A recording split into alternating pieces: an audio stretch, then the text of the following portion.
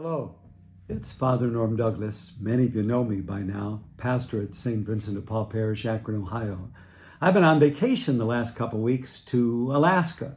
And in the meantime, obviously so much has happened here in the Akron area community. And I want to respond briefly to that. There's been so much said already.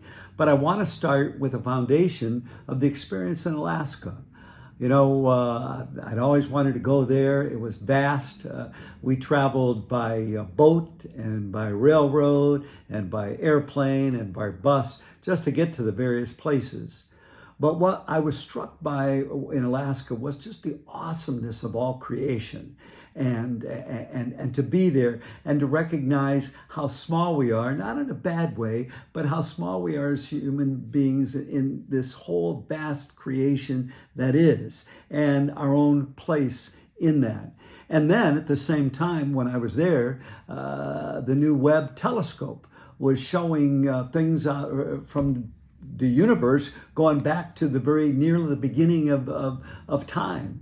And again, seeing the vastness of it all. I mean, huge. We can't even measure it or count it.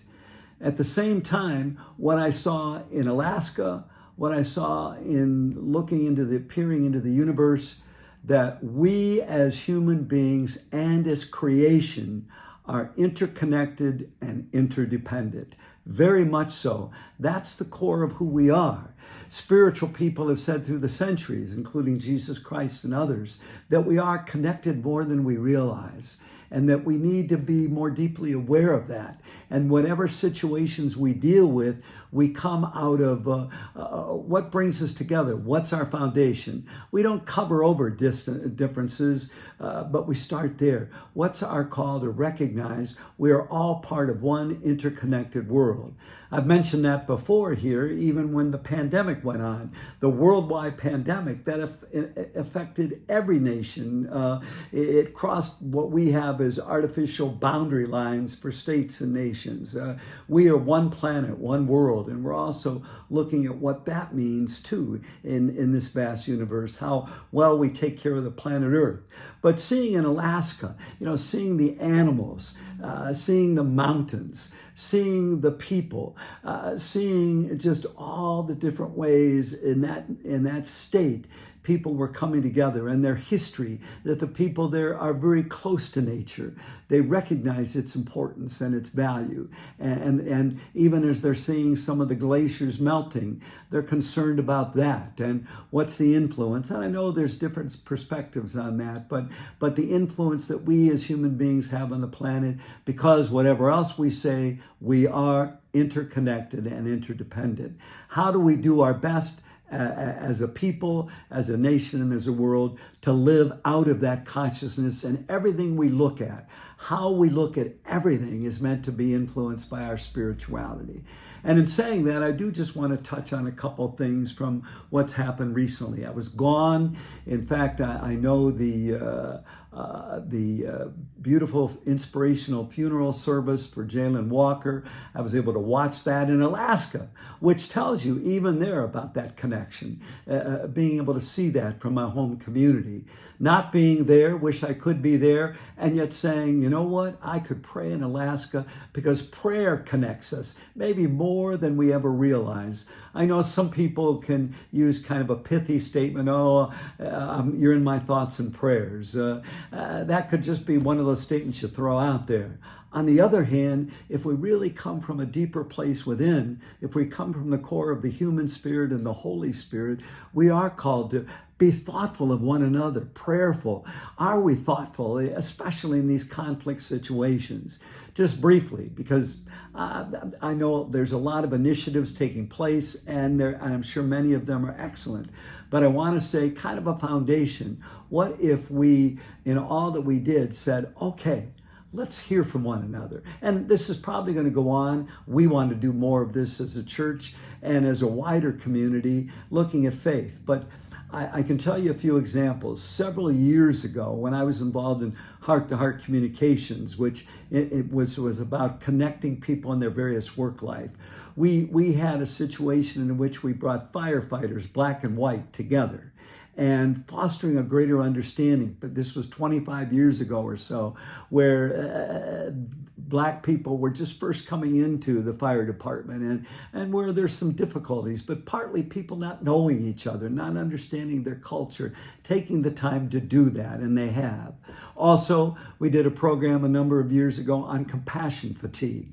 And we brought together police officers, social workers, teachers, counselors, people from various backgrounds of different cultures and colors, recognizing that compassion fatigue was influencing all of us. And if we could see that, not as an excuse, but an understanding. And so we had people in groups talking with one another. And even now, we know that many of the police officers and those in law enforcement are worn down and tired. And this doesn't excuse any bad behavior that was made. That has to be held accountable.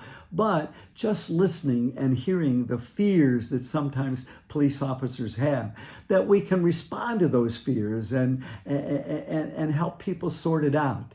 At the same time, we know particularly in the Black community, there's many fears of police officers, fears of how they're being looked at, fears of being arrested, fears of being hurt in some way.